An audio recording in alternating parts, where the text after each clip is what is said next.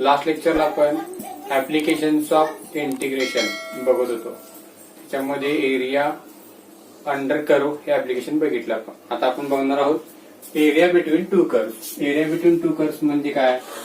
आज आपल्याला x axis आणि वाय ऍक्सिस दिलेले असणार आहेत. असे दोन कर्व्स असणार आहेत. ठीक आहे.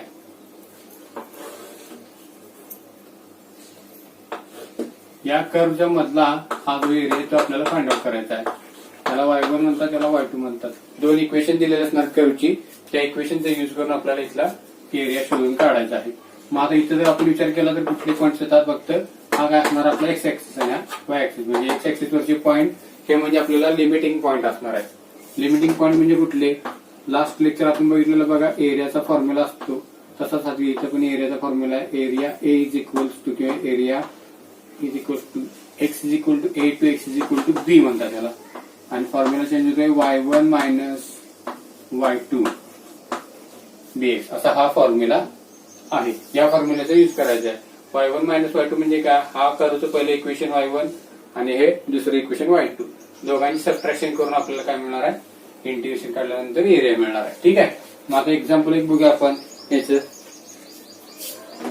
बोर्ड एक्झामला विचारलेलं ते एक्झाम्पल बघूया. एक्झाम्पल काय असणार आहे बघा.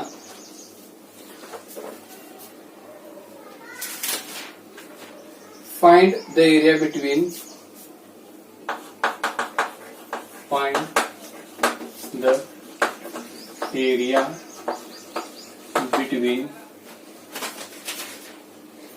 y is equals to x square and the line y is equals to x. ठीक आहे. अशी दोन लाईनची इक्वेशन दिलेली असणार आहे. याच्यावर आपल्याला एरिया काढायचा. लेट पहिले इक्वेशन दिले y is equal to x square, त्याला इक्वेशन नंबर 1 म्हणूया. आणि दुसरे इक्वेशन दिले y is equal to x, त्याला इक्वेशन नंबर 2 म्हणूया आपण. ठीक आहे. मग आता मी काय करणार आहे? x ची किंमत काढायची म्हणजे मला लिमिटिंग पॉईंट काढायचा आहे. फॉर्म्युल्यामध्ये जो लागतो तो y ची किंमत जी आहे इथली ती याच्यात ठेवणार आहे मी. म्हणजे काय करणार? युझिंग इक्वेशन 2 इन इक्वेशन 1 काय येणार? मग y is equal to y च्या ठिकाणी काय येणार? आता x येणार. x इज इक्वल टू काय येणार? X square. म्हणजे काय आला? X square minus x is equal to 0. म्हणजे एक्स कॉमन काढला तर काय राहणार? X minus 1 is equal to 0. X is equal to 0 and x is equal to काय येणार? X minus 1 is equal to काय येणार? 0. म्हणजे काय? एक्स इज इक्वल टू 1 आला आणि हा आला एक्स इज इक्वल टू 0. एक्सच्या दोन किमती आले 0 आणि 1. नाव एरियाचा फॉर्म्युला लिहू आपण आता.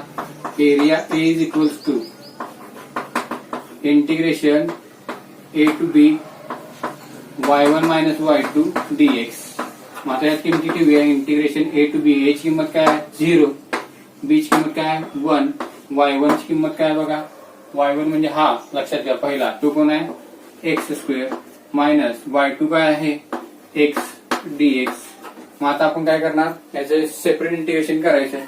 Area is equal to integration 0 to 1 X square. Separate घेतोय मी X square DX minus integration 0 to 1 X DX. Integration separate केलेत बघा इथं. एक्स स्क्वेअरचं वेगळं आणि एक्सचं वेगळं. मग आता इथे फॉर्म्युला कोणता यूज करायला लागेल? एक्स रेस टू एन चा. Integration x raise to n dx is equal to x raise to n plus 1 upon n plus 1 असा हा फॉर्म्युला आपल्याला यूज करायला लागणार आहे. या फॉर्म्युलाचा यूज केला तर काय येईल?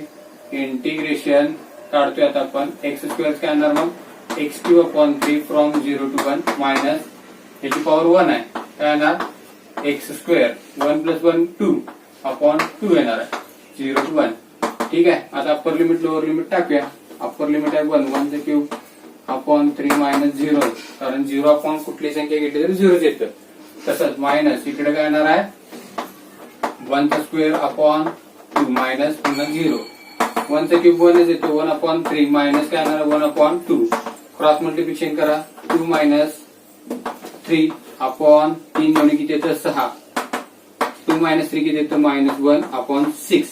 हा area is equal to minus 1 upon 6 झालं.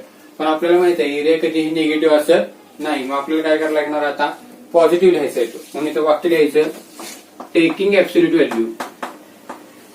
टेकिंग ऍब्सोल्यूट व्हॅल्यू काय येणार? मग 1/6 area A is equal to 1/6 square unit.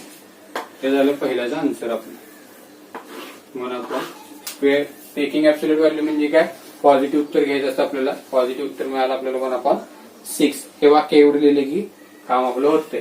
हे कधी जर वजा आलं तर, प्लस येत असेल तर वाक्य लिहायची काही गरज नाही. मी काय केलं, इक्वेशन मांडून घेतली 1 आणि 2. इक्वेशन 2 चा युज केला इक्वेशन 1 मध्ये. 102 किमती मिळाला म्हणजे मला काय मिळालं, या लिमिटिंग व्हॅल्यू मिळाल्या. त्या लिमिटिंग व्हॅल्यू त्या असतात, एक्स ऍक्सिस वरच्या असतात, त्या आपल्याला मिळाल्या. त्या ठेवल्या इथं आणि याच्यात गणित मांडलं आपण x² - x. ठीक आहे. आणि त्याच्यानंतर मग आपण सॉल्व्ह करत गेलो, इंटिग्रेशन काढले सेपरेट आणि upper limit minus lower limit करून आपल्याला मिळालं -1/6. टेकिंग ऍब्सोल्यूट व्हॅल्यू आन्सर मिळालं 1/6. ठीक आहे. हे झालं एक्झाम्पल. आणखी एक एक्झाम्पल यासारखंच बघूया. Find the area between y is equals to किंवा y² is equals to y² 8x. Sorry, y² is equal to 4x and the line x² is equals to 4y. ठीक आहे, 4y. बऱ्याच वेळा विचारलेलं एक्झाम्पल आहे. आता जसे केलं त्या पद्धतीनेच आपण सेम पॅटर्न मध्ये याला एक्झाम्पल सॉल्व्ह करायचा. पहिल्यांदा आपल्याला काय काढायला लागणार आहे, एक्सच्या व्हॅल्यू काढायला लागणार आहे आणि मग एरियाचा फॉर्म्युला वापरून इंटिग्रेशन सेपरेट करावं लागेल. मग एक्सचा आता व्हॅल्यूज काढूया. काय येणार बघा, इक्वेशन 1 काय आहे, y² is equal to 4x. Equation number याला 1 म्हणूया. देअरफॉर आपल्याला y इज इक्वल टू लागतं म्हणून y काढून ठेवायचा. y इज इक्वल टू काय येणार आहे तर 2√x येणार. 4चा y² चा रूट घेतला, 4चा रूट घेतला 2, x चा रूट येणार आहे √x. अँड इक्वेशन 2 काय येणार आता, x² is equal to 4y आहे. मग y इज इक्वल टू काय येणार इथे आता, y इज इक्वल टू येतोय आपल्याला x² 4.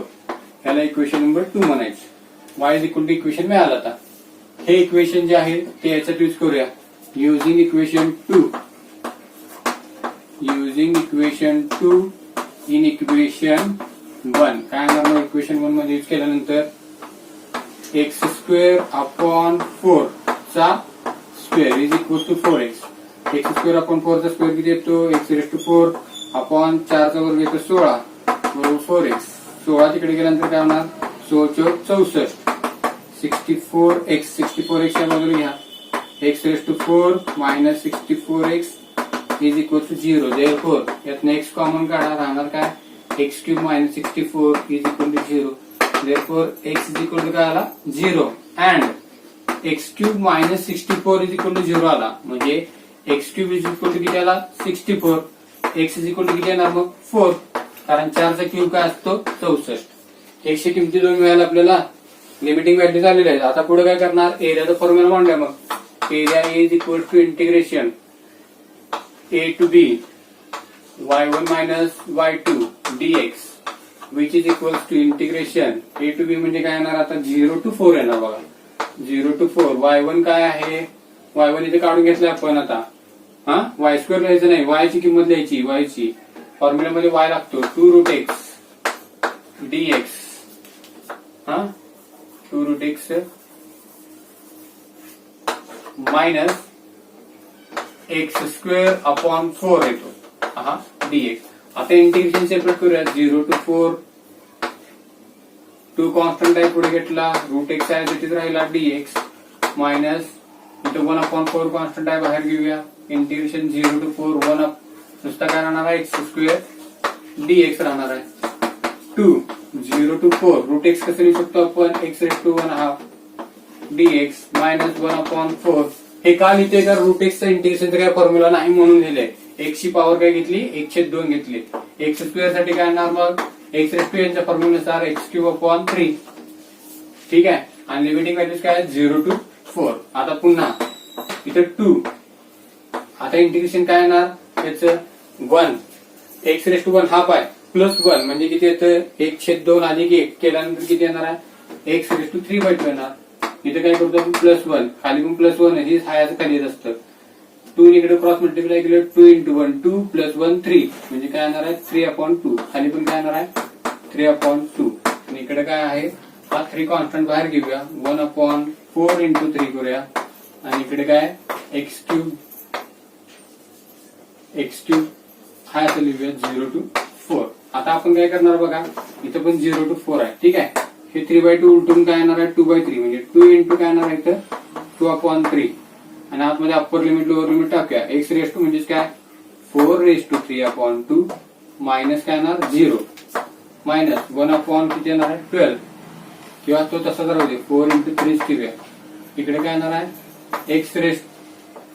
4⁻³ मायनस काय येणार आहे 0.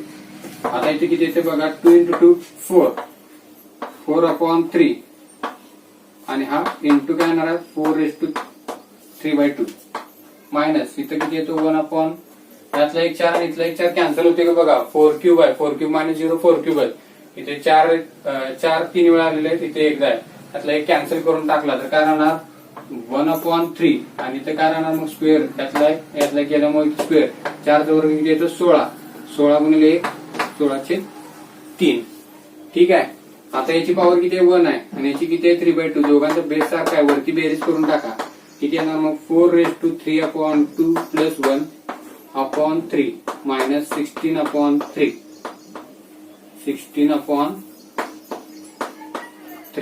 किती येतं मग बेस की बेस 3 आणि 2 5 5/2 येणार बघा 4⁻²/2/3 मायनस 16/3. ठीक आहे, हे तुम्ही कॅल्क्युलेट टाकून बघितलं तरी तुम्हाला आन्सर मिळू शकतं. कॅल्क्युलेट टाकल्यानंतर तुम्हाला आन्सर दाखवणार आहे फायनल ते 16/3. ठीक आहे, फायनल आन्सर येणार आहे तुमचे किती 16/3. फायनल आन्सर येणार आहे 16/3 स्क्वेअर युनिट. हे कॅल्क्युलेट टाकून तुम्ही बघू शकताय. ठीक आहे, हे इज इक्वल टू मिळाला आपल्याला 16/3. आता पॉझिटिव्ह आला, मगाशी आपला निगेटिव्ह आलेला, बट आता पॉझिटिव्ह एक्झाम्पल मध्ये आन्सर आलेला आहे. त्यामुळे टेकिंग ऍब्सोल्यूट व्हॅल्यू द्यायची काही गरज नाही. ठीक आहे, या प्रकारचे एक्झाम्पल तुम्हाला परीक्षेत असतात. एरिया बिटवीन 2 कर्व्स या ऍप्लिकेशन्स वरती इक्वेशन 1 आणि इक्वेशन 2 देऊन इक्वेशन 2 चा 1 मध्ये यूज करून सॉल्व्ह करायचं. ठीक आहे, आय होप तुम्हाला कळाले असतील एक्झाम्पल्स. Thank you very much.